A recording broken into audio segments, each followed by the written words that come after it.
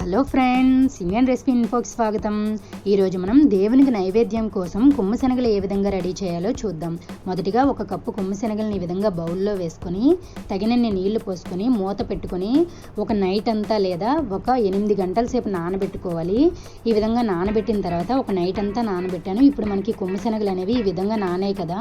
ఇప్పుడు ఇందులో నుంచి వాటర్ని తీసుకొని ఈ కొమ్ము శనగల్ని మనం ఒక కుక్కర్లో వేసుకోవాలి. ఈ విధంగా కుక్కర్లో వేసిన తర్వాత ఇందులో కొద్దిగా ఒక గ్లాస్ సరిపోతుంది నీళ్లు పోసుకొని ఇందులోనే కొద్దిగా ఉప్పు కూడా వేసుకొని మూత పెట్టుకుని ఒక 3 విజిల్లు వచ్చేంత వరకు ఉడికించుకోవాలి. ఈ విధంగా ఇది చల్లారిన తర్వాత మూత తీసి చూసినట్లయితే మనకి కొమ్ము శనగలు అనేవి ఈ విధంగా ఉడికాయి కదా.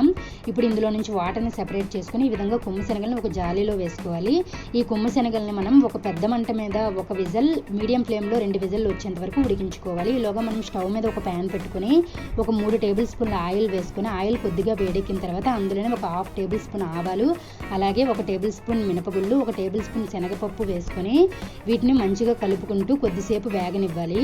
ఇవి కొద్దిగా వేగిన తర్వాత ఇందులోనే మనం కారానికి తగినట్లుగా ఒక 3 లేదా 4 ఎండుమిరపకాయలు వేసుకొని ఒకసారి మంచిగా కలుపుకున్నాక ఇందులోనే మనం కొద్దిగా కరివేపాకు కూడా వేసుకొని ఒకసారి కలుపుకోవాలి.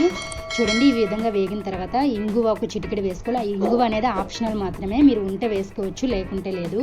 ఇప్పుడు ఇందులోనే మనం ఈ కొమ్ము శనగలను కూడా వేసుకొని ఒకసారి మంచిగా కలుపుకోవాలి. ఇందులోనే మనం ఆల్రెడీ ఉప్పు యాడ్ చేసాం కాబట్టి కొద్దిగా ఉప్పు అలాగే కొద్దిగా పసుపు కూడా వేసుకొని ఒక 5 లేదా 10 నిమిషాల పాటు వీటిని ఈ విధంగా వేగనివ్వాలి. ఒక 5 నిమిషాలు అయితే సరిపోతుంది. ఈ విధంగా మంచిగా వేయించుకోవాలి. చూడండి ఫ్రెండ్స్, మా వీడియో మీకు నచ్చినట్లయితే లైక్ చేయండి, మీ ఫ్రెండ్స్ అందరికీ షేర్ చేయండి. మీరు కూడా ఈ రెసిపీని మీ ఇంటి దగ్గర రెడీ చేయండి. ఎలా వచ్చిందో మాకు కామెంట్ రూపంలో తెలియచేయండి. మా ఛానల్ మాత్రం సబ్స్క్రైబ్ చేయడం మర్చిపోకండి. చూడండి, ఈ విధంగా ఒక బౌల్లో సర్వ్ చేసుకున్నట్లయితే మనకి ఎంతో టేస్టీగా ఉండే కొమ్ము శనగలు అనేవి రెడీ అయిపోయినట్లుగా. Thank you for watching my video.